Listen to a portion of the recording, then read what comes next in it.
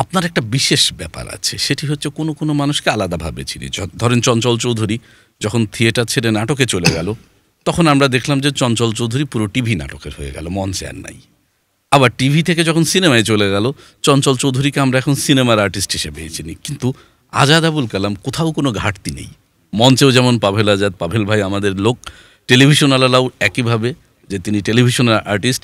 সিনেমাতেও আপনার অভিনয় করা দুর্দান্ত কিছু সিনেমা আমরা ইতিমধ্যে দেখেছি, কীর্তন খোলা, লালন, ফুলকুমার, মেহেরজান, ৭২ ঘণ্টা, খণ্ড গল্প, ৭১, গেরিলা, অনিশ্চিত যাত্রা, বৃহন্নলা, কৃষ্ণপক্ষ, খাঁচা, উৎসব, এরকম বললে অবিরাম বলতে হবে। এবং প্রত্যেক সিনেমাতে আবার আপনার একই চরিত্র না, চ্যালেঞ্জিং চ্যালেঞ্জিং বিশেষ বিশেষ চরিত্র।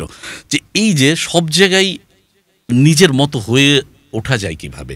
আমরা যেমন থিয়েটারের কেউ নাটকে দাঁড়ালে এই নাটকের ডিরেক্টর বলছে এটা থিয়েটারের অভিনয় করে, সরা, এটা অভিনয় শেখে নাই।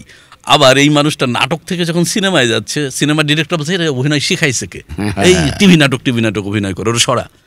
আপনি কিভাবে তিন জায়গায় মেলে ধরেন? না, আমার একটা ব্যাপার তো আগেই বলেছি যে আমার মূল কনসেন্ট্রেশনের জায়গাটা থিয়েটার। তো থিয়েটারের অভিনয় করা থেকে শুরু করে লেখা, ডাইরেকশন। কিন্তু জীবিকার কারণে আমাকে টেলিভিশনে জীবনে প্রথমে অভিনয় করতে হয়েছে।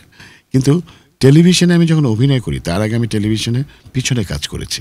আমি মামুনুর রশিদ, বাদল রহমান ওনাদের অ্যাসিস্ট্যান্ট ছিলাম, অ্যাসিস্ট্যান্ট ডাইরেক্টর।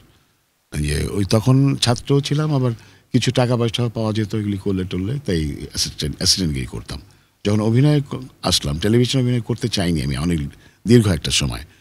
কিন্তু তখন দেখা গেল যে অর্থনৈতিক কারণ, আমি যেহেতু চাকরি বাকরি করবো না প্রায় ডিসাইড করে ফেলেছি, কোথাও ইন্টারভিউ দেই না সেই অর্থে, তখন বললো কেন না, তখন টেলিভিশনে, এবং তখন মাত্রই প্যাকেজে নাটক শুরু হয়েছে।